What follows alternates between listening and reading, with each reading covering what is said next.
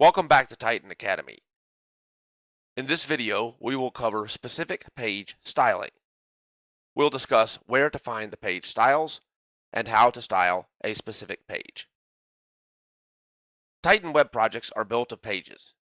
Most pages don't have a special style since they are used as a blank canvas, a base for the content that is inserted into them. However, in some cases, users want to apply a different style to one of their pages. This can be set from the Project Style panel under Configure, Project Level Elements, Page. The All Pages option is selected by default. It will allow you to change style aspects on all pages. However, if you want to change a specific page or pages, choose the Specific Page option, and then from the drop-down, the page that you wish to change.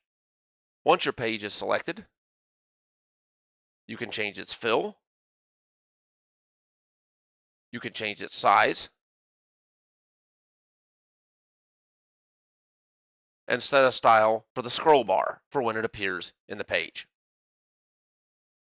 And that is how it's done.